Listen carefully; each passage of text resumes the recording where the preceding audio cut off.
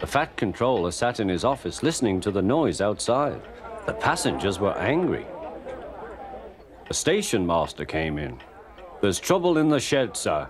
Henry is sulking, there's no train, and the passengers are saying this is a bad railway." "Indeed," said the Fat Controller, "we cannot allow that." He found Gordon, James, and Henry looking very cross. "Come along, Henry, it's time your train was ready." "Henry's not going," said Gordon. "We won't shunt like common tank engines. That was Thomas's job. We are important tender engines. You fetch our coaches and we will pull them. Tender engines don't shunt." "Oh, indeed," said the Fat Controller. "We'll see about that.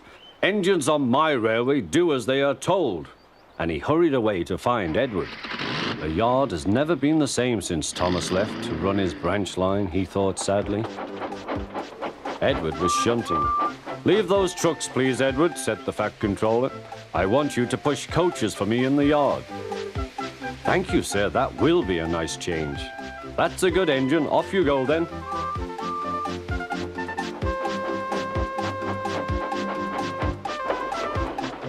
So Edward found coaches for the 3 engines, and that day the trains ran as usual.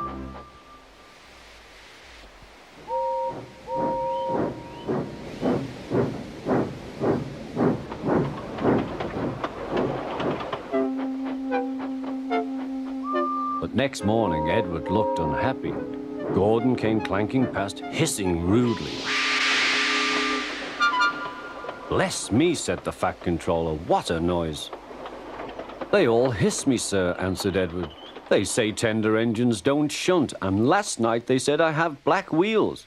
I haven't, have I, sir?" "No, Edward, you have nice blue ones, and I'm proud of you. Tender engines do shunt, but all the same, we do need another tank engine here." He went to a workshop, and they showed him all sorts of engines.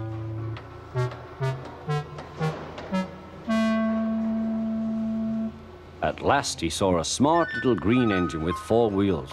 "That's the one," he thought. "If I choose you, will you work hard?" "Oh, sir, yes, sir." "That's a good engine. I'll call you Percy." "Yes, sir, thank you, sir," said Percy, and the Fat Controller brought him back to the yard. "Edward," he called, "here's Percy. Will you show him everything?" Percy soon learned what he had to do, and they had a happy afternoon.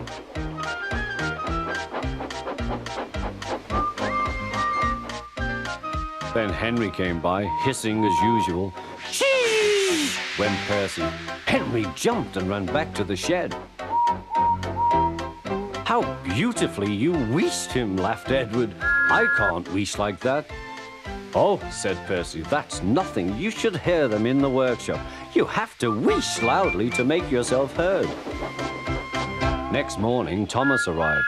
"The Fat Controller sent for me. I expect he wants help," he said to Edward. "Shh, here he comes," replied Edward. "Well done, Thomas. You've been quick. Listen, Henry, Gordon, and James are sulking. They say they won't shunt like common tank engines. So I have shut them up, and I want you both to run the line for a while." "Common tank engines, indeed," snorted Thomas. "We'll show them." "And Percy will help too." "Oh, sir, yes, sir. Please, sir," answered Percy. Edward and Thomas worked the main line, greeting each other as they passed by. Percy puffed along the branch line. Thomas was anxious about Annie and Clarabelle, but both driver and guard promised to take care of them.